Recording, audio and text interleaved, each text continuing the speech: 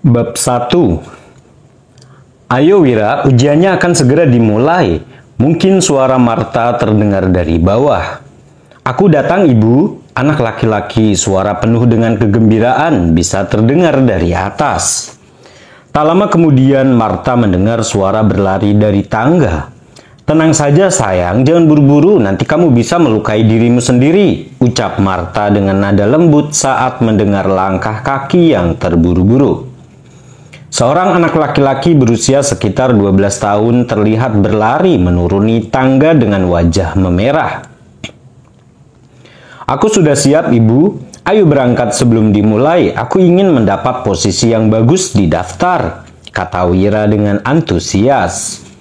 Marta lalu memandangnya sambil tersenyum dan membantu menata rambutnya sebelum mereka berangkat ke arena tempat ujian akan diadakan. Marta adalah seorang wanita berusia awal 30-an. Dia memiliki kulit putih dan mata coklat yang indah, wajah berbentuk oval dan rambut pirang sebahu.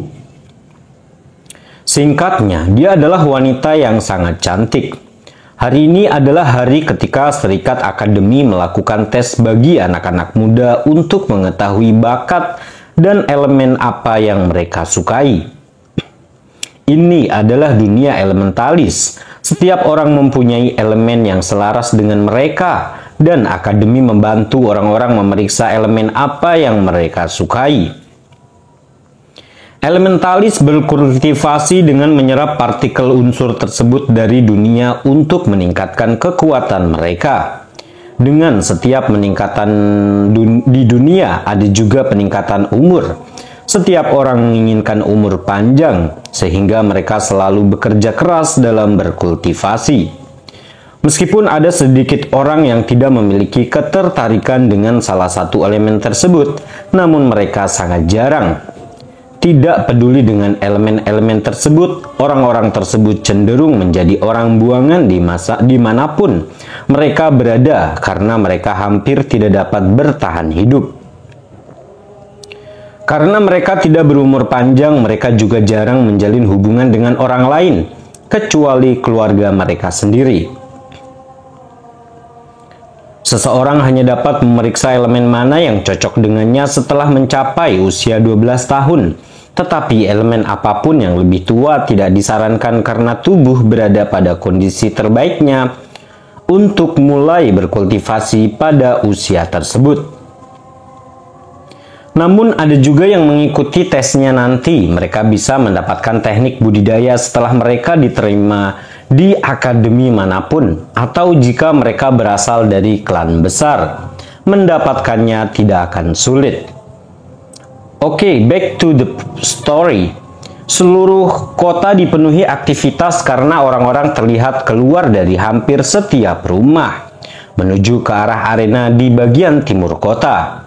Tes ini diadakan setiap tahun karena banyak anak yang mencapai usia 12 tahun setiap tahunnya. Ada berbagai tempat di mana tes dapat dilakukan, dan kota-kota besar mempunyai banyak pusat tes karena jumlah penduduknya lebih banyak. Namun kota ini tidak terlalu besar dan hanya memiliki sekitar 20 peserta yang mengikuti tes setiap tahunnya. Saat sampai di arena tersebut sudah dipenuhi orang dan ujian sudah dimulai. Bu, lihat mereka sudah mulai. Sekarang aku akan menjadi orang yang terakhir yang dites, keluh Wira saat melihat tes sudah dimulai. Marta menatap putranya tanpa berkata-kata. Kaulah yang angkuh, tahu berapa lama berdandan, tapi akulah yang harus disalahkan karena kita datang terlambat. Marta terlalu malas untuk membalas pernyataan putranya. Dia mencari-cari tempat pendaftaran. Ayo kita pergi dan mendaftarkanmu, anak kecil, kata Marta sambil berjalan di belakangnya. Merupakan tempat pendaftaran, sebuah meja dan kursi dipasang di sana dan juga ada seorang pria terlihat duduk di kursi sambil mencatat nama. Halo Pak, saya di sini ingin mendaftarkan anak saya untuk ujian, sapa Marta kepada pria yang duduk di kursi itu. Oke, siapa namanya dan umur pastinya, kata pria itu dengan sopan. Namanya Wira dan umurnya 12 tahun 2 bulan, jawab Marta. Oke, dia akan menjadi orang ke-16 yang dipanggil, kata pria itu setelah mencatat detail Wira. Baik Tuan, Martha berbalik dan hendak pergi bersama Wira.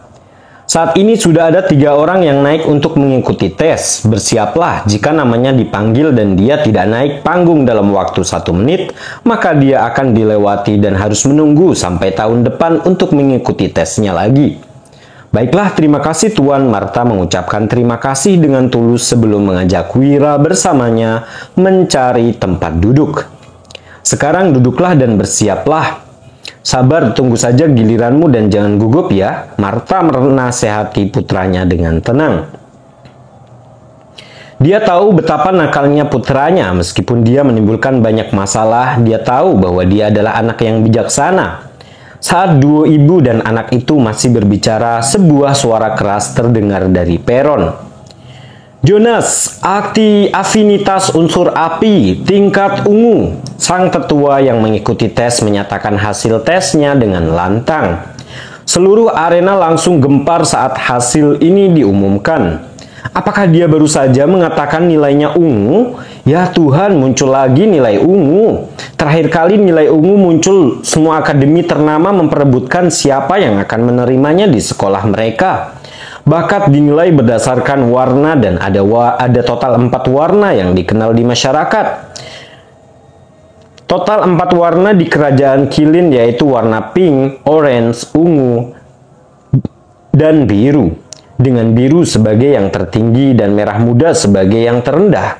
Bakat merah muda dan oranye menempati sebagian besar populasi, sedangkan yang bertalenta memiliki nilai ungu dan biru. Ada kasus yang jarang terjadi di mana orang memiliki banyak elemen. Dikatakan bahwa kaisar kekaisaran adalah seorang elementalis ganda dan juga memiliki nilai biru dan ungu. Masing-masing pada setiap elemen. Kaisar adalah elementalis terkuat yang diketahui publik. Perwakilan dari masing-masing akademi langsung berdebat sengit tentang siapa yang akan mengambil Jonas sebagai muridnya.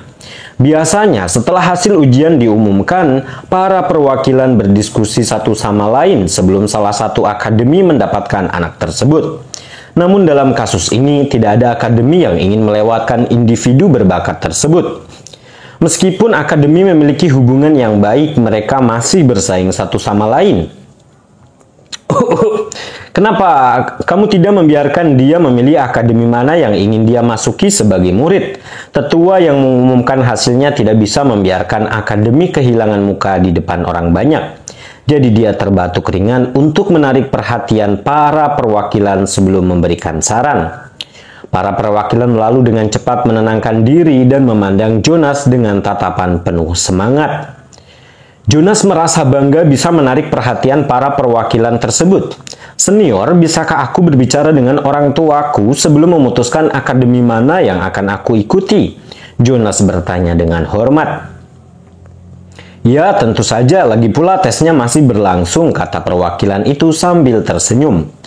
Biasanya mereka tidak akan begitu sopan terhadap siapapun di kota sekecil itu. Tetapi kasusnya berbeda untuk Jonas. Jonas adalah seseorang yang akan tumbuh menjadi praktisi yang tangguh di masa depan dengan bakatnya.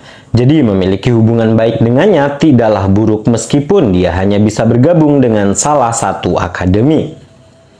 Semua orang memandang Jonas dengan iri. Dia saat ini menjadi pusat perhatian di seluruh arena. Statusnya saat ini telah meningkat ke level baru, bahkan di akademi. Dia akan menjadi seseorang yang akan sangat dibina oleh akademi. Wow, kelas ungu, ucap Wira dengan nada iri sambil menatap Jonas yang berjalan menuju orang tuanya dengan senyum di wajahnya. Martha juga memandang Jonas terkejut karena seseorang dengan nilai ungu muncul di kota kecil mereka ini. Baiklah, sekarang ayo kita lanjutkan tesnya, teriak sang tetua sambil berusaha memulihkan ketertiban di arena. Orang-orang di arena dengan cepat meredam kebisingan. Sang tetua terus memanggil nama anak-anak yang ada dalam daftar yang diberikan kepadanya. Setelah mendapatkan nama ke-10, sang tetua meminta istirahat. Dia lalu menggunakan kesempatan itu untuk mengambil daftar baru yang telah dibuat sejak beberapa orang datang, dan mereka memutuskan untuk mengadakan ujian dengan cara ini. Setelah istirahat 10 menit, tes dilanjutkan. Dengan cepat nama itu mencapai nama ke-15 dalam daftar. Wira menjadi tegang karena sebentar lagi gilirannya tiba. Telapak tangannya berkeringat dan kegugupannya terlihat jelas. "Tenang sayang, semuanya akan baik-baik saja kok."